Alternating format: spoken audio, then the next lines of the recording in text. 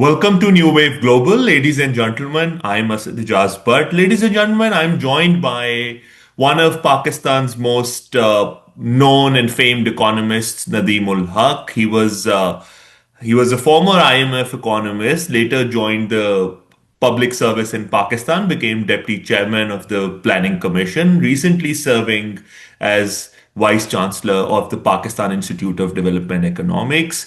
Nadeem Saab has been talking about a number of issues relating to Pakistan's economy, not just on the social media, but on a blog that he writes that I've recently started following. I talked to him about a number of issues, including the recent budget that has come out. I mean, the budget, there are two schools of thought about the Pakistani budget. One group of people think, that it gives like an important direction to the economy, sets the government's priorities for the next fiscal year, and so on and so forth. There's another school of thought that perhaps Nadeem Ul Haque Saab belongs to that thinks that it's just another bureaucratic exercise. So part of today's discussion would be to really sort of underscore what the recent Pakistani budget was, what it promises, and whether we should pay the amount of attention that some people in Pakistan think that the budget should be paid. The other thing that we would discuss today is some economic indicators that have come out. The IMF thinks that Pakistan is achieving something it calls macroeconomic stability,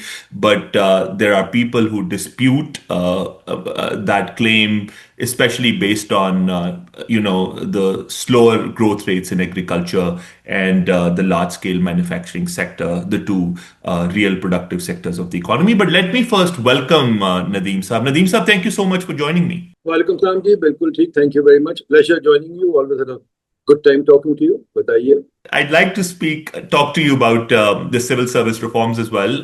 But I'll start with the budget first. Are you happy with the budget that was presented? And are you also happy with the direction that the economy is taking? A lot of people think that we're now achieving macroeconomic stability, especially on the external sector, where remittances have grown. Pakistan reported a primary surplus earlier this year.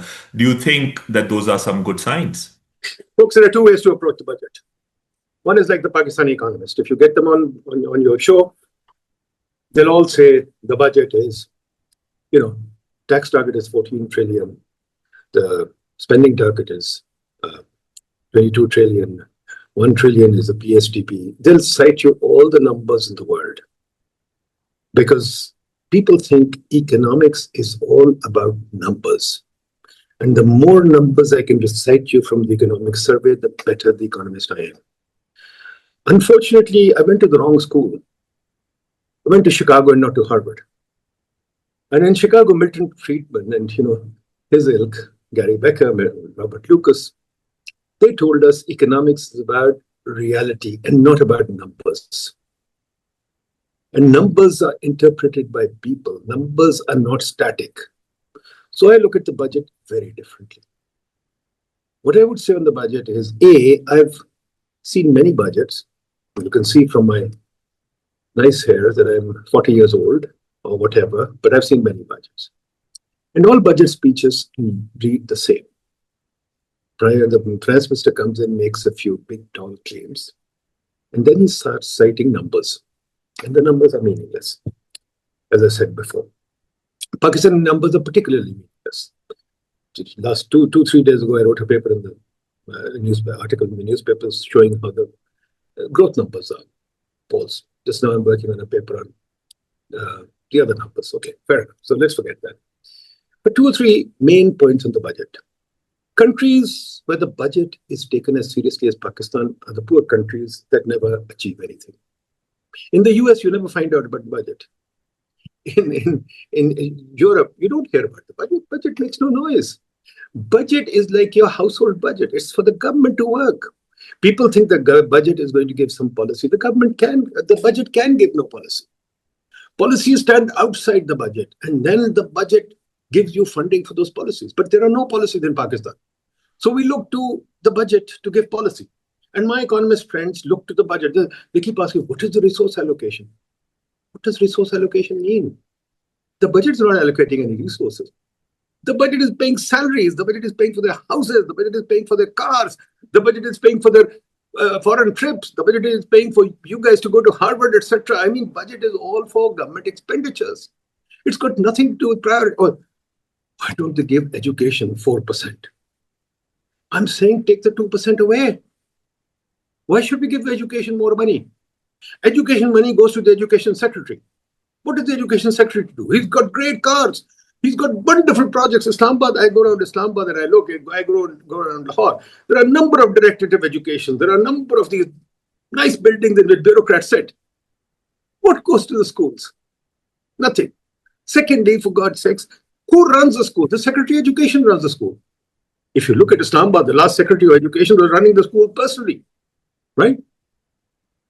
The university vice chancellors are all appointed by the secretary.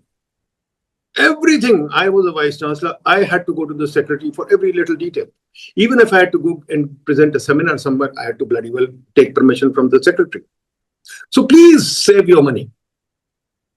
Money doesn't go to education. It goes to the grandeur of the secretary, and it goes to the grandeur of the ruling party. For example, out here near my house, there is a school. Frequently, I see buses standing there with a big label in them: Prime Minister's Initiative in Education. Well, that's taxpayers' money. It's got nothing to do with the Prime Minister. Recently, Punjab enacted their budget. Announced their budget, and Punjab had 50 or 60 projects. All of them named Mariam Nawaz Sharif and Nawaz Sharif. CM's initiatives. Right? I mean, for God's sakes, it's a political, all resource allocation is political. So let's face that thing. Now, the first main point is, budgets should not matter. Budgets should not matter at all.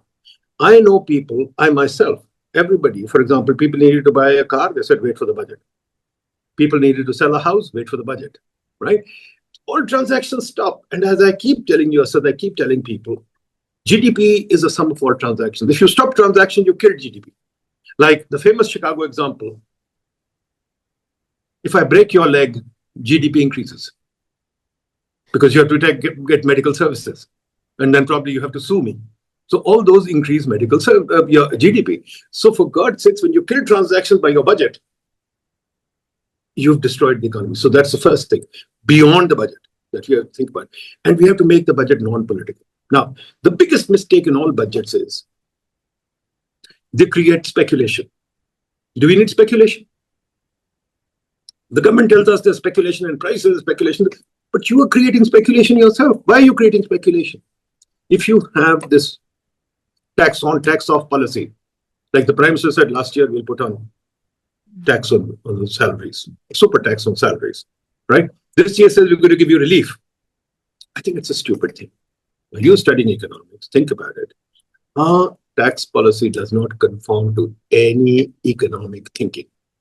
I'll start all the way from Knight or something to Merleys, to Atkinson, to Stiglitz. All the major thinkers of tax have told us one thing, even Adam Smith. Tax policy has to be stable and predictable for people to make their investment and consumption decisions. I can't invest if I know the tax is going to go up every day. Businesses go out of business after the budget. Why? Because they increase taxes at random. For example, have you looked at your electricity bill? Well, you don't live here. If you look at the electricity bill, there are 10, 11 taxes on it. They finally ran out of names for taxes. And the last tax says other tax. What is an other tax? Right? So if you're going to present this budget and you give me these taxes, tax upon tax upon tax, and relief here, 1% here, 2% here, 3% here, you are destroying the economy because you're creating a huge amount of speculation that you yourself abhor. You abhor speculation by investors, but investors speculate because you give them the room to speculate, right? So that's the first thing. Second thing I don't understand, or the third thing, fourth thing that I don't understand is this PSTP business. Why have we increased the PSTP? Why don't we reduce the PSTP? In fact, I would say just keep the PSTP for ongoing projects. The rest of the money, retire your debt. Why can't you retire your debt? Everybody says, oh, debt servicing is high. Well, why is the debt servicing high? Debt servicing is not high because some fairy godmother came and gave us this. Because you have a problem with making your budget. Every year you increase your spending. Last year, I'm just going to put it on my blog, my Substack. Look at my Substack, Nadeem Substack. Last year, we created 60 new agencies. Do we have a spending problem or not? Why did we create 60 new agencies? Why are we creating new agencies? We are employing people like mad. Planning Commission is putting out projects like mad, and on this project, they're putting out ad after ad to hire people. If you don't have the money, don't hire people. You are threshing about for taxes. You put a other tax on my Bijli ka bill, on my electricity bill, on my telephone bill, you've got taxes. If I buy a cell phone, you've got 50% taxes. If I buy a computer, you got taxes. You want to be an internet economy or an AI economy, but you want to tax all the equipment. I mean, this nonsense. Cars, we are manufacturing obsolete cars. Not manufacturing, sorry, manufacturing is the wrong word. We assemble, we are making Lego cars, and we don't export them, but we have to protect them. The only good thing that happened in this budget, and I hope it sticks, I don't think it will, that there was the announcement of a 5-year tariff reduction plan. But I think 5 years is too long. They'll back off in the middle because your brothers, the bureaucrats, don't like an open policy. They will kill it. They will nix it. They will start nixing it very soon, right? Because the point is, the biggest problem is that the bureaucracy doesn't want change. Why should you want change? You've got your, in Urdu, they say, 5 fingers in the ghee, 5 fingers in butter. So, why should you change? Now, the question is very simple. The budget, the fourth point about the budget is it makes no structural change. No structural change at all. The Prime Minister... You hated that word in the past, Nadeem Saab, structural change. Are you in love with it now? No, I hate that word even now because it has no meaning. It has lost all meaning. I mean, I hate the word because it has lost all meaning. It had meaning, but it has lost all meaning. And the Prime Minister mentioned structural reform in his speech 3 or 4 times, and there's no structural reform. The Prime Minister Finance Minister says he wants to change the DNA of Pakistan. Well, you can't change the DNA of Pakistan without doing any operation, without bloody well even pricking me with a needle. So if the only needle you've got is that you have to hit me more, well, you've anesthetized the economy, but there's no change. GDP has come down to grounding halt, 2.6% after counting livestock. We've grown GDP by counting livestock. We've grown GDP by, false means, but doesn't matter. But 2.6% is no cigar. 2.6% is less than the population growth rate. So, for God's sakes, where is the celebration? Where should I celebrate? On stability, IMF says stability. Tell me, how many times has the IMF said stability? It's my old organization. How many times has the IMF said stability? Oh, we finally stabilized the economy. We had 25 IMF programs, and after each program, IMF announces very euphorically, we've achieved stabilized the economy. Well, what happened 3 months later? So I'm sorry, there is that whole thing about crying wolf. We've been crying wolf for a long time. And what stability? Investment rate is still 13% of GDP, including the PSTP. So if you take the PSTP out, our private investment is about 8%. So why should I celebrate 8%? Go ahead. Nadeem Saab, two questions based on your opening remarks. One, interest now takes nearly 50% of the federal budget, interest payments or debt servicing payments. So don't you think that this entire conversation of bloated government expenditures is overrated because the space has shrunk enormously? So the government does not have that wiggle room to sort of expand the PSTP or federal expenditures anyway. I mean, there is like a very strong ceiling on the expansion in the government expenditures. One. Two, the running of the civil government, which is like a head that just purely talks about the civil government expenditures. You talk about, hiring and government forming new agencies. But then the running of the civil government is like one of the smallest heads in the federal budget. It takes less than 7 to 8%. So don't you think focusing too much on these two areas diverts focus from some of the more critical issues of the economy? For instance, reforms to pensions and subsidies, and perhaps issues in the real productive sectors of the economy that I would like to discuss with you shortly. Very good. I really appreciate your question because that's a very standard bureaucratic defense. Bureaucrats love to say, I've been to many meetings where they try and silence. Running of the civil government is so low. Look at the running of the civil government. We cost nothing. We pretty poor. And then they get a salary increase. They get a salary increase of 20 of I want 10%. to take your response to them actually. I, Just playing the I've given devil's advocate. I've given it to them many times, and all they do is criticize me. Now they have made it clear I'm not even welcome near a government office. No committee, nothing. In fact, anytime a minister talks to me, they tell him no. And after that, I can't, they can't. Does it have all the cars in there? Does it? No. Okay. Does it have all the houses in there? No. Does it have SOEs in there? No, it's just operational expenses. Yeah. Right? Operational expenses. And how many operational expenses are off the budget? Right? Cars, houses, all these things are off the budget. Right? Right. Yeah. Yeah. You have so many other things out of the off the budget. For example, how the civil service interacts in the economy. That's off the budget.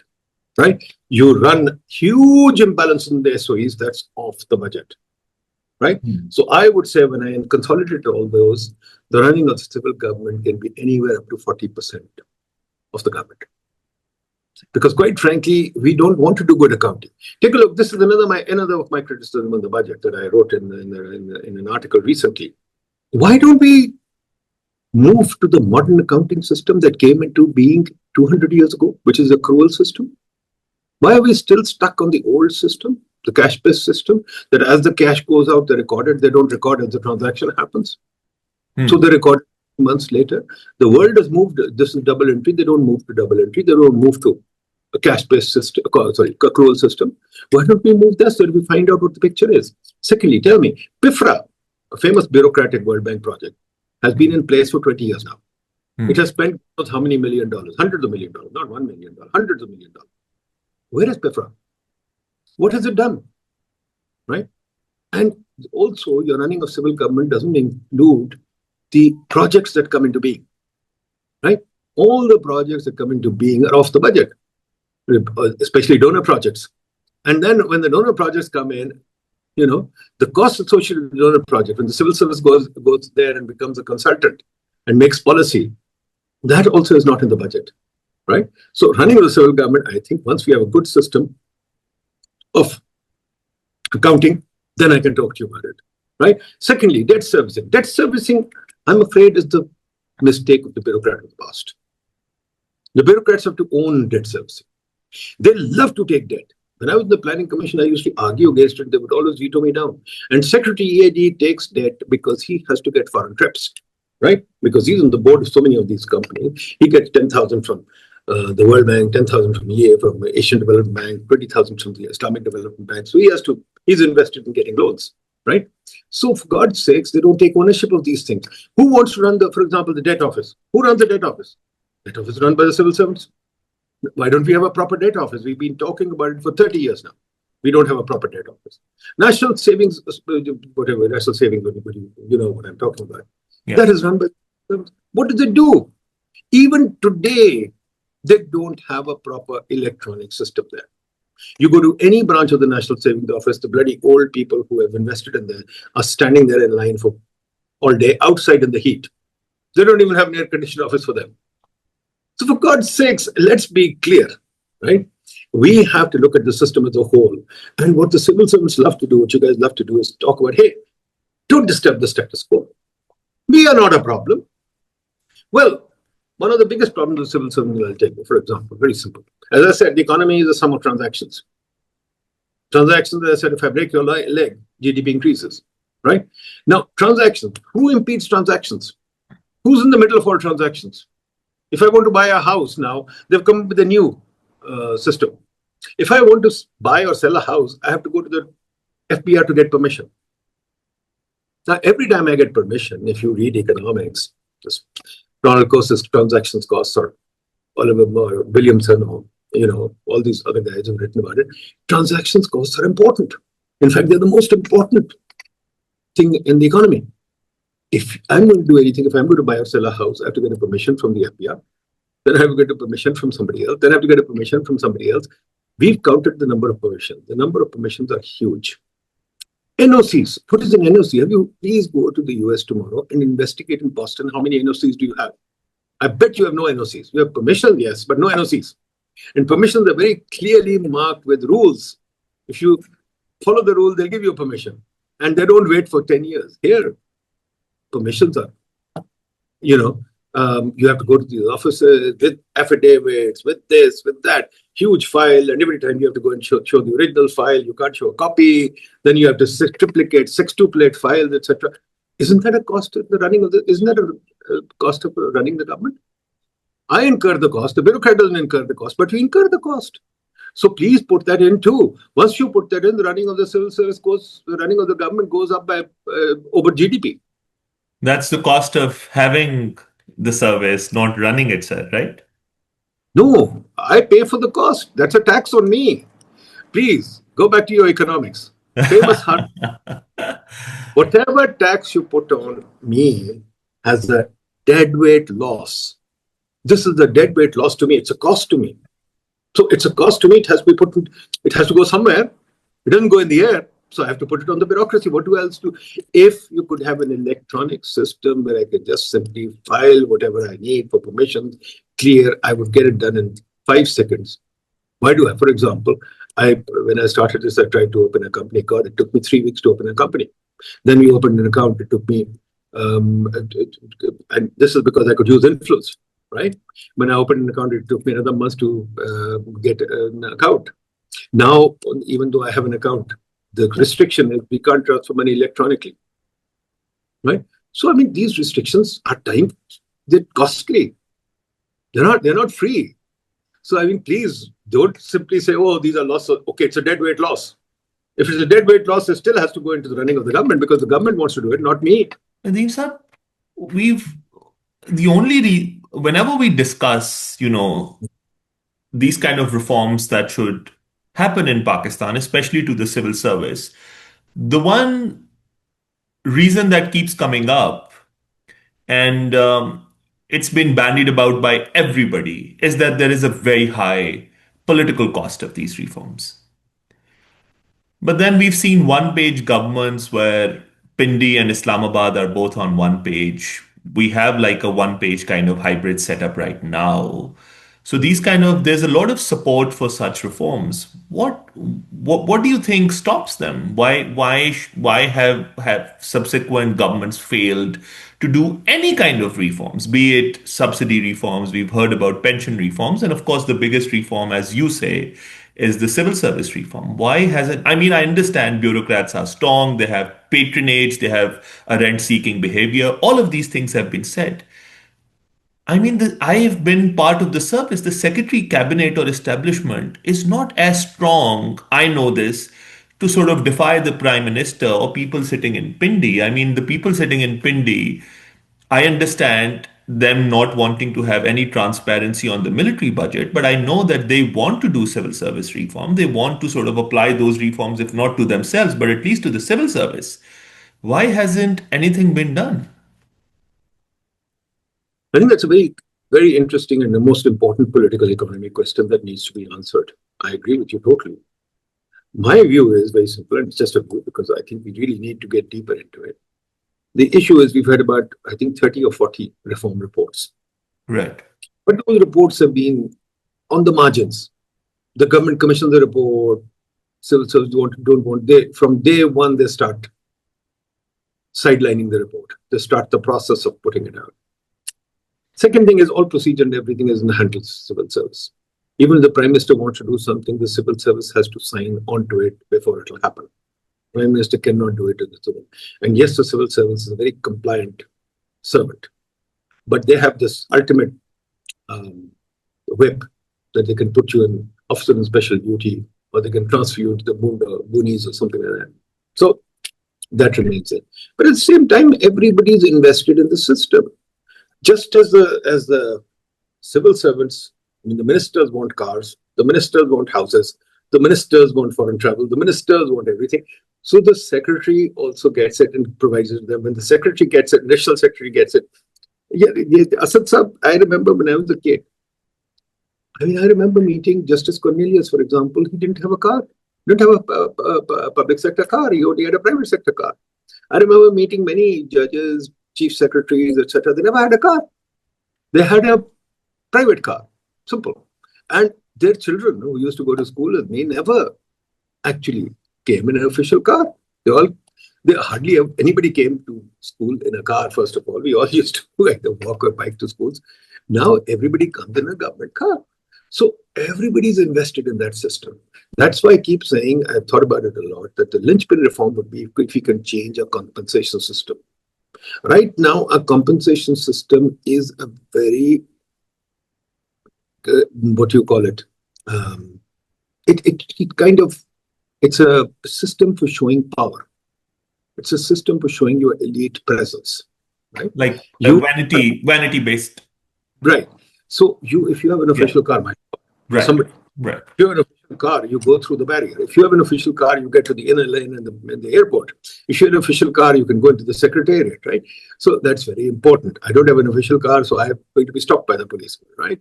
Even there, once a policeman stopped me and he said, "You look like a secretary. You must be an important man." He said, "Then should I give you a cup of tea?" I said, "No, please. You've done enough. You've already taken my bloody trousers off. Not going to give me a cup of tea."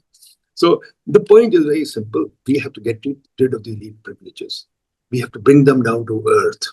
And these guys must be living. They live in these elite neighborhoods, like, my case with GOR. GOR, for example, when you live in GOR, I live near GOR, so I don't face electricity shortages. I don't face other shortages. I face other trouble. But GOR, when you have an enclave, they develop an enclave mentality. So I think that enclave mentality means judges, for example. I went to court against GOR. And judges obviously can't take a decision against it because they live there too. So the thing is that the whole system is designed for a spoils war. And they win the spoils war. And if you try and get rid of the spoils, it'll break the system, then everybody comes together. So no, please don't take my house away. Please don't take my car away. I think that's what unifies the whole system. Because if you start taking the houses, cars away, then obviously even the army will lose its houses, cars. And that is where everybody kind of comes unglued. Let's not change the system. So they don't want to change that system. They want to bring in little bits of the margin. Now, the next point is, who are the protagonists in the system? You said civil service, the politicians, and then the army. Okay? But you've gotten the fourth important protagonist, which is the lender, which is the international financial institutions, which is the FCDO or USAID, etc. Thank God Trump is killed. Thank God. They're not donors, they're lenders. Thank God USAID is gone. I tell you, I salute Trump for getting rid of USAID. I hope it doesn't come back. All the bureaucrats are trying very hard to bring USAID back. But no, the donors, as you call them, they are in league with the civil service. As you know, they employ the civil service inside service and outside service. And there used to be a time when I was younger, the donors would encourage people, economists, etc., to come in and help them research things and do. Now they've stopped doing that. FCDO hires nobody. They hire only sitting secretaries or retired secretaries, right? So they are also invested in the system of keeping it the same. I remember when I was in the Planning Commission and I mentioned civil service reform, I made it a centerpiece of my the development plan that I made, Framework of Economic Growth. Who pushed back? The World Bank. The World Bank got deeply concerned. They said, no, we can't change the system. We can't change the system. So I said, why not? We don't know how to do it. I said, that's not your problem. Pakistan wants to change it, but the World Bank hit back very hard with all the donors. So they also don't want to change the system. When we made past the 18th Amendment and these, I was in the Planning Commission. The Ministry of Education was supposed to move to the province. HEC was supposed to move to the province. All the donors lined up. Please, you can't do that. You can't do that. We have to have a ministry here. And I said, why? Because we have to talk to them. Our reports have to say there's a ministry there. So they want the ministry. I mean, we don't want the ministry here. We don't want the HEC here, but they want it. So, I mean, that's another. So this is the political economy. These groups get together. But there's the fourth group that they have a very counterpart kind of thinking, and they want counterparts everywhere across the developing world. I think that's the big problem. They want to control the thinking. They don't like me because I don't toe the line. Yeah. They want people who toe their line. They want their foreign agendas to be enacted here. And they write all the laws. They wrote the PFM law. They wrote the FRDL, they wrote the NEPRA law, they wrote the OGRA law, they wrote the competition law, all this. We didn't do it. Let me tell you, we didn't do it, right? So, I mean, these are all things that you have to take that into account. Now, the fourth group that I'm writing about these days, which is also very important, which is ignored, which you guys don't even know about. Who's the fourth group, do you think? The industrialist? No, they don't count. They do count, they have lobbies, etc. Fair enough. Fair enough. You can count them, but there's another bigger group there, The which is the bank, landlord? The landlord? which is the bankers, the city Oh, the bankers, bankers. Okay. city bankers, city bankers, city bankers. You, Asad, no matter what you do, you'll never be the head of a bank. You, because you're a civil servant, may become the head of a DFI, but doubtful. You might become the head of a regulatory agency, but doubtful. City bankers get into all these jobs. Boards, I've written a paper on this. City bankers get on all boards. And city bankers come in as finance ministers. So when you say city bankers, what do you actually mean? Do you mean people who People who have served in foreign banks, foreign banks? right? Especially Citibank, of course, ABN, etc., offshoots. So fair enough. So people who served in these banks, they play a very large role in our policy, right? And they're also invested in maintaining the status quo. Status quo suits them. Banks are reserved for them. And do you know how much a banker gets paid? 3-4 crore rupees a month. Yeah. So come on, and how much importance they have, and how much they are on every committee, they are on everything. So for God's sakes, when you talk about political economy, you have to talk about groups. And they hate me for talking about groups. But the only political economy I know is to look at the incentive of groups. You can't do political economy without looking at this. So what is the incentive of groups? That's the key issue. Go ahead. Nadeem Saab, one more thing. I mean, we keep talking about Pakistan's issues and, the plethora of problems that Pakistan today faces, the structural issues in the economy, interest groups, lobby groups, the kind of strength that they have and the power that they've arrogated, and perhaps, which generates this entire political economy. And thanks for this conversation. But my question to you is, and I keep thinking about this, that you've done development work across many countries in your experience at the IMF as well. Which country have you seen really sustainably graduating out of it? I think the only example that keeps coming up is Vietnam's example, or perhaps the East Asian miracle. But which country do you think had exactly similar structural issues as Pakistan's? And could you put your finger on a country that successfully emerged out of it? I mean, is this conversation even useful if no country has ever been able to do it? I mean, we keep talking about it, but should we expect to remain under the clutches of all of these issues in the future as well? Because no country has ever done this. No country has ever graduated from the IMF program, you're saying, or the donors, or what? No, generally issues similar to what Pakistan faces, structural issues, political patronage, rent-seeking behavior. Take a little. No, I think I will take a little country, Burkina Faso. Yeah. Ibrahim Traore has done a good job. He refused an IMF program. He refused donors. He said, we'll go for structural reform. He did it. And he increased his reserves. And he's developed a little thing. It's a small country. He's done it. Take another country, India. India refused an IMF program in 1991. India even returned the money early by selling its gold. India said, we're going to move out. Take another country, Mahathir. Mahathir, after the East Asian crisis, refused to take an IMF program. He did his own structural reform and he changed the country, and he's fine. Similarly, Korea has used the IMF 2 or 3 times. That's fine. Remember, IMF is only, it's like an insurance fund, like you buy health insurance. You're only supposed to use it occasionally. And honestly, I hate to use my health insurance because health insurance means I have to take the pain. So if we are willing to take our own, the key thing that I keep telling you, the finance minister or the prime minister says, oh, it's too difficult, I can't do this. And the IMF tells me this. Whenever I've gone to a country, any country that says the IMF makes me do this, that country is not going to go anywhere. The country, even, I think there was a report of the IMF also, I forget now who did it. Few people did it. That guy. Anyway, I've forgotten his name. They did a report and they said, it was an evaluation report. They said if a country doesn't own a program, it's useless. So countries that own a program like Korea, like Indonesia or whatever, they come out of it. Our country doesn't own a program. They keep saying, IMF told me to do it. Look, we appointed you finance minister. We put you in the big seat to negotiate. If you can't negotiate, get off the seat, yeah. The point is, these guys want a big seat with protocol and with all this, etc., and then they don't want to take it. Hey, this is too difficult. Why did you take the big seat if it's too difficult? We put you there to take difficult decisions. Oh, it's politically costly. So it isn't politically costly to name every program after yourself, but it's politically costly to make a reform. Yes, of course, wonderful. But then I would say that we are idiots, that we don't see through this. Nadeem Saab, this year, the government expects economic growth rate to be around 2.7%. Yeah. LSM growth flattened out, agriculture sector growth flattened out.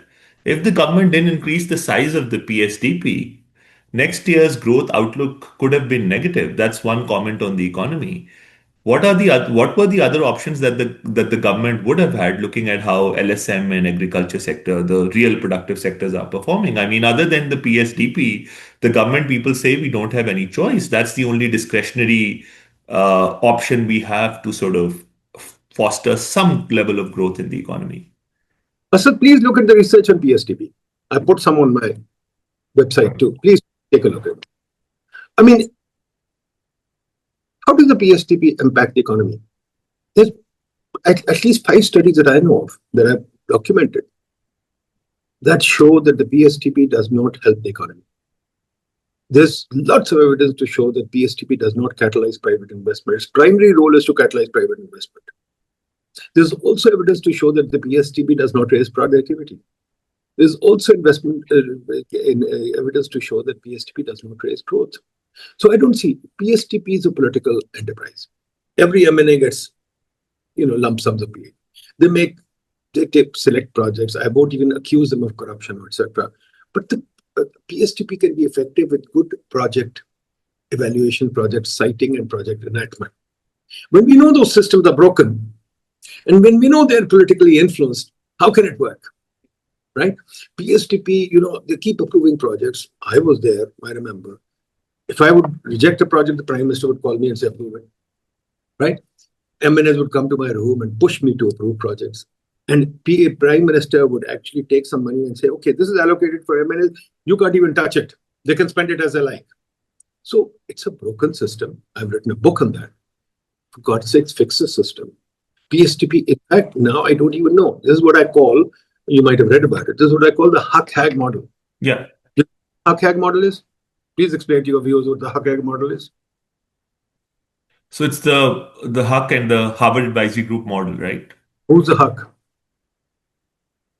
That's Not you, me. right? No. Not you? Okay. It's Nadeem Ul Haque. I wasn't even around then, yeah. Nadeem Ul Haque. Yeah. We're in the 50s. It's Nadeem Ul Haque and Harvard Advisory Group, right? Now, Nadeem Ul Haque was one of our best economists. And guess what? Your civil service opposed him fully, wholeheartedly, sent him back to the UN.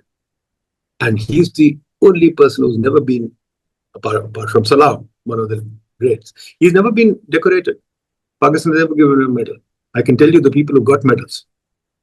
Please check it out yourself. Do a thing on this. Who gets a medal in this country as far as economics and professionals go, right? So Nadeem Ul Haque never got a medal, but Nadeem Ul Haque came with this model. And this model was, at that time, there was a very famous model called the two-gap model. Because development was a fad or the flavor of the day. So the two-gap model said that you have neither the investment resources to make infrastructure, nor do you have the dollars.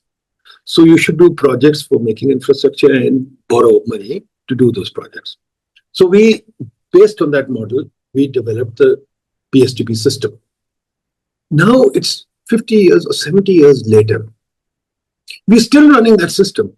I argued in 2012 when I was there, 2011, when I made the framework of economic growth, I said, this model is ancient now. Let's get rid of it. Because the two-gap model was thrown out by Chicago, by Robert Lucas and Paul Romer. Paul Romer was my classmate, and Lucas taught us that course, I still remember, where endogenous growth came in. And he said, look, as Paul Romer said, his famous statement, poor countries are poor not because of the object gap, not because of dollar gap or saving gap, whatever. It's poor because of the idea gap.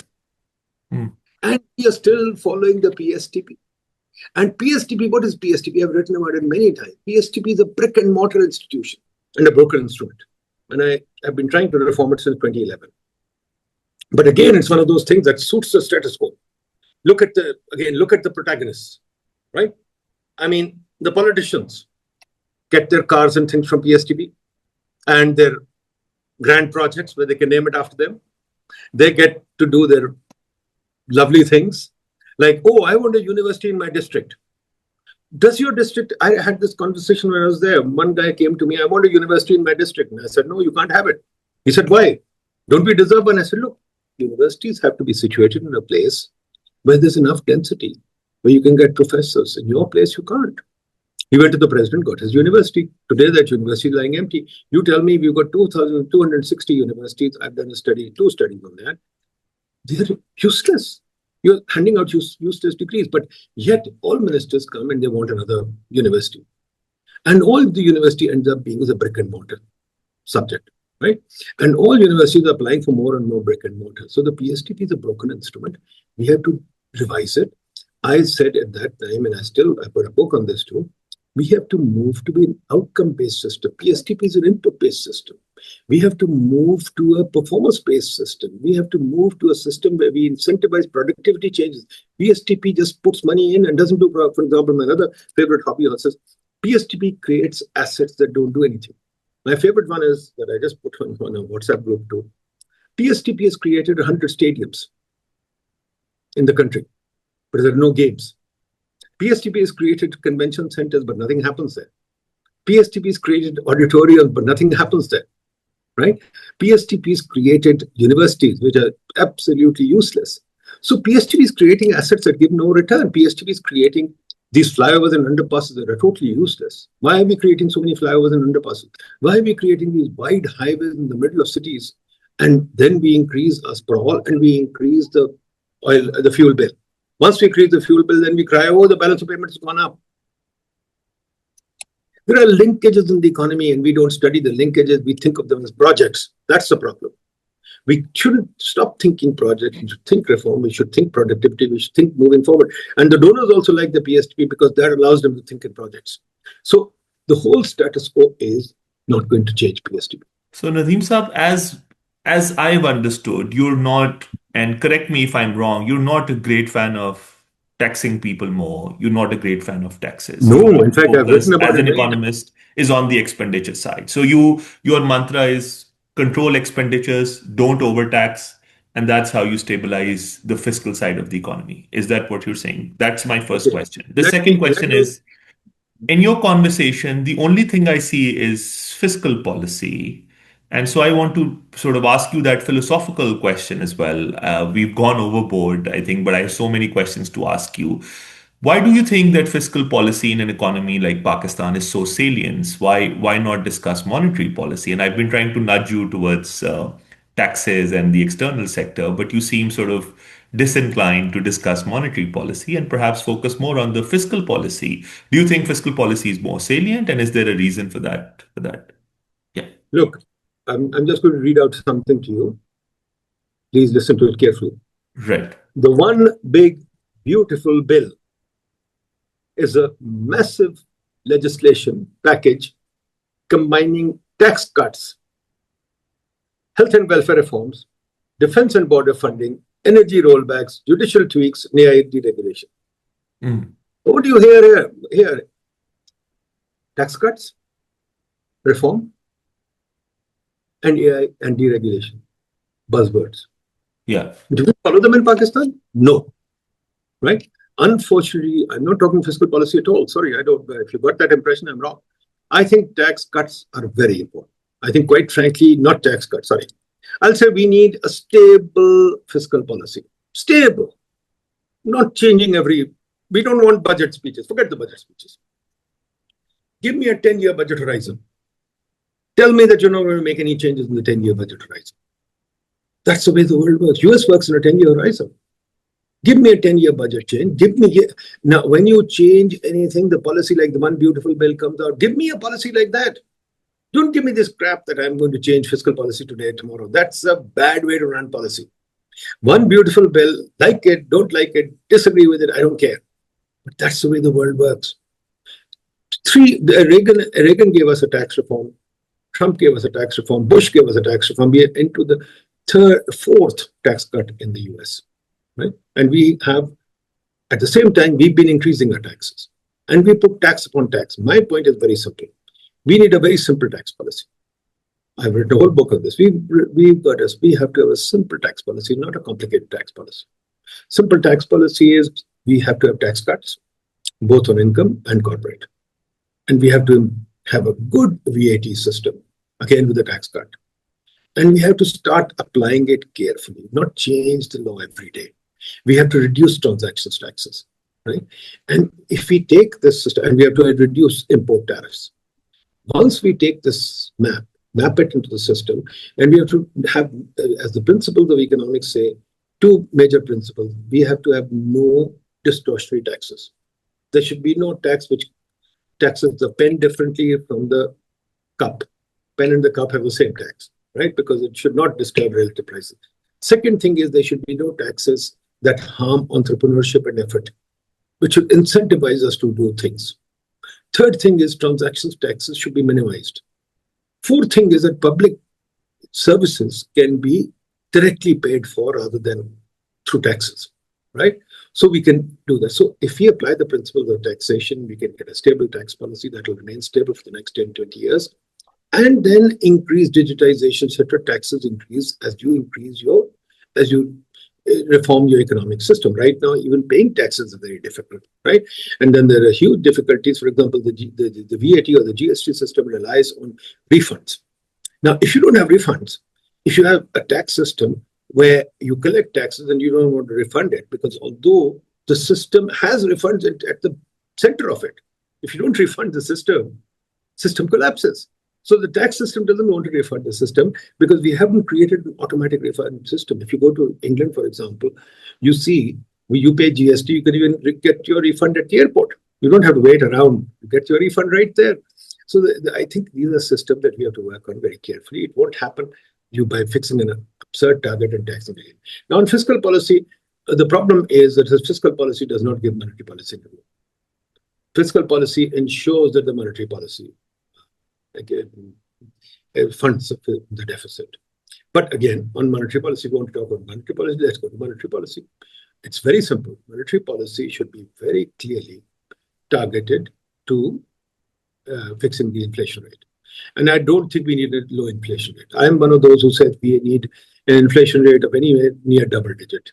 We can have an inflation of 10, 11%. But at the same time, we need an exchange rate policy. I just wrote a recent paper on exchange rate policy, I think day before yesterday in the Business Recorder, if you look at it, how we've written another one tomorrow that's coming out, tomorrow or day after. Our monetary policy needs structural changes, again, like the fiscal policy. Our monetary policy is too random, right? And our monetary policy depends on a banking system that is monopolized, not competitive enough. It relies on city bankers, right?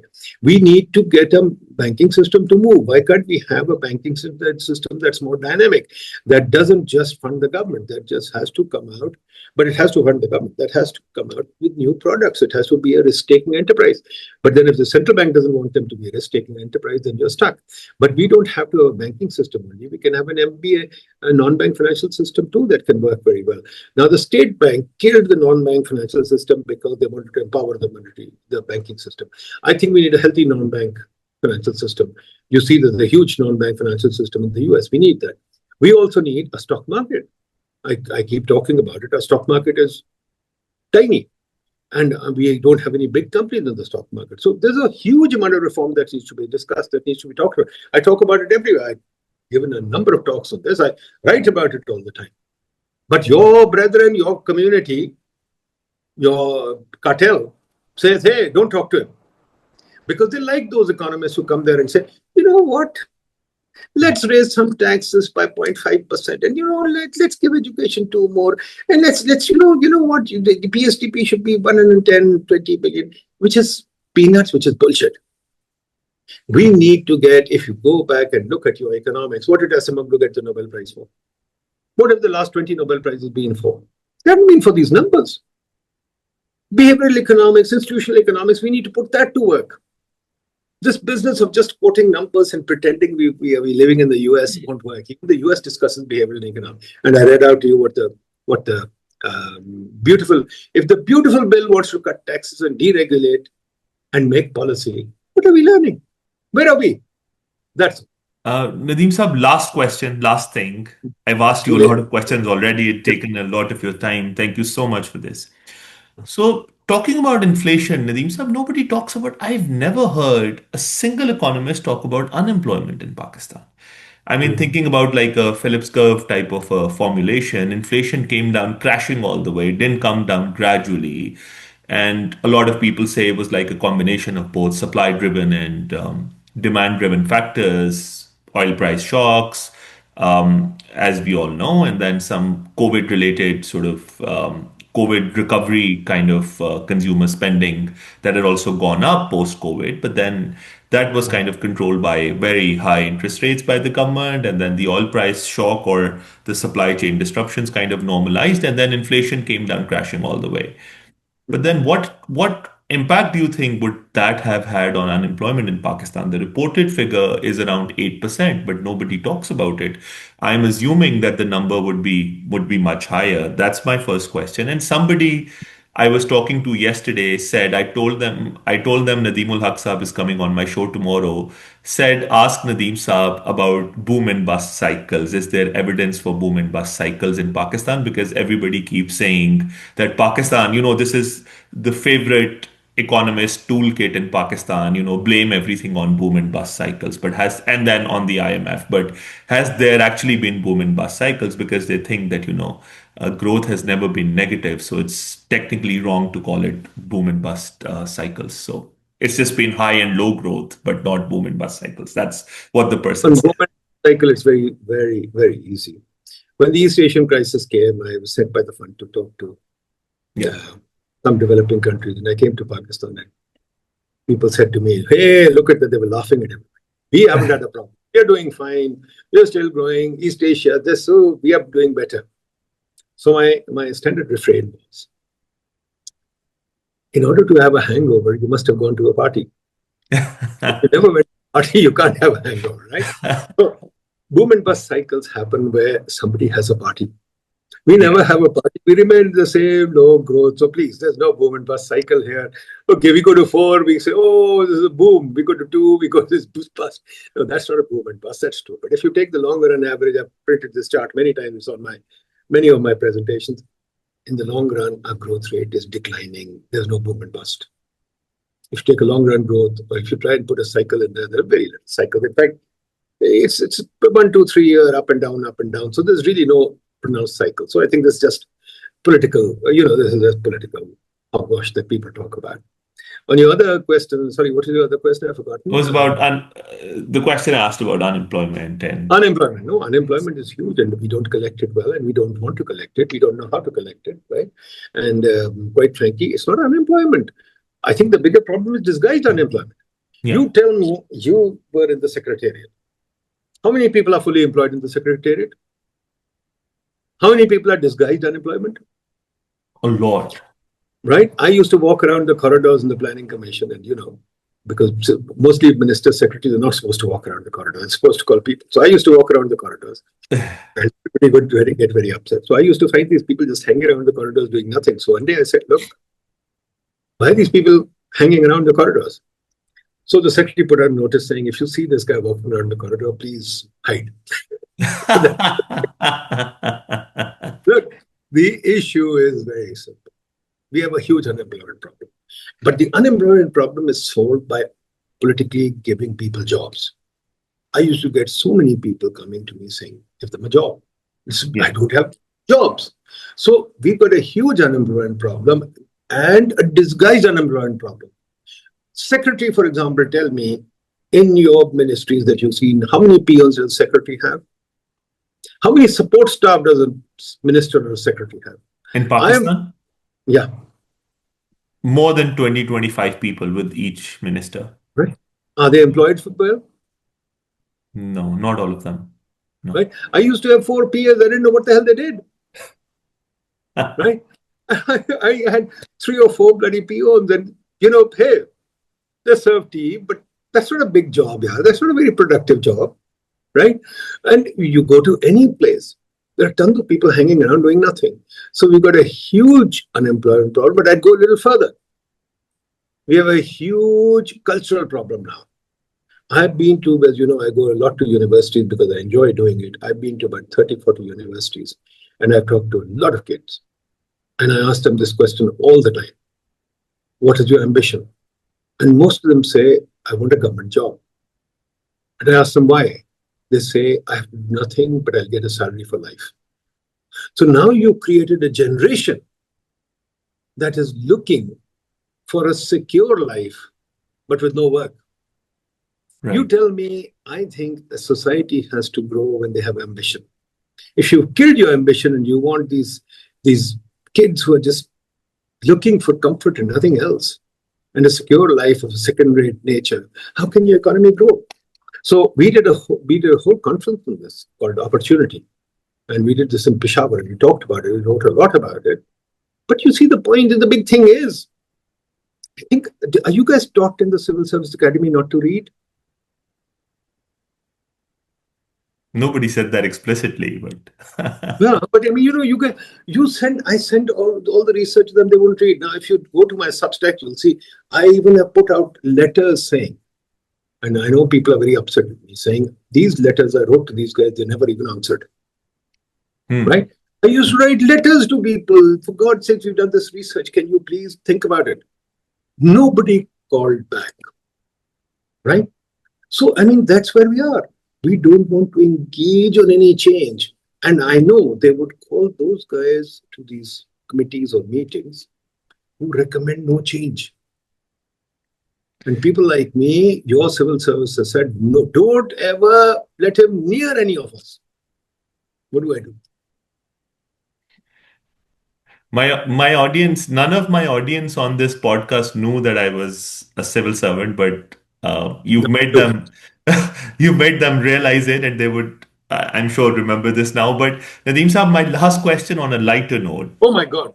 Again, I thought you were finishing. I'm so sorry. I'm so sorry. I have so many of them. I would like to catch up with you again on this, maybe perhaps do a sequel of this. There's so much to discuss about Pakistan's economy. But on a lighter note, before we part, I thought this was people all say on light. when it comes to Pakistan's economy, our social issues, Nadeem Ul Haque is a pessimist, and your Twitter account also kind of bears testament to it. But I'm sure that, I know you closely, and I know that there are a lot of good things that you've done and a lot of things that you appreciate about Pakistan and its economy. So if you have to come up with perhaps two or three things that you think are being done right, things good about Pakistan's economy, things that we should be optimistic about or hopeful about, what would they be? I'll tell you very simply. Look, first of all, I wrote a very optimistic book in 2017, Pakistan in 2050, Yeah, which was very optimistic, and when I put out a lot of stuff. But as always, people don't read. They don't want to read. And those who read it felt, oh my God, this is too critical of the system. Look, we've carried the colonial system for 150 years. right. Even after partition, the colonial system continues. The same old system, Milord and Secretary Saab, Sir, we had a PN who used to come to me all the time. Sir, aapko saab yaad kar rahe. Sir, the boss is remembering you. So I used to tell him, tell the boss to remember me. What can I do? Finally, he kind of looked at me. You have to go. I said, no, but I mean, he's remembering me. So I let him remember me. The point is, we have to stop this nonsense. This Yeah. is arcane stuff. The boss can't come to my room. In Pakistan, you know that. Grade 18 doesn't go to grade 17 room. Grade 19 doesn't go to grade 18 room, right? You have to go to the junior grade has to go. In the fund, the bosses used to come to my room, for God's sakes.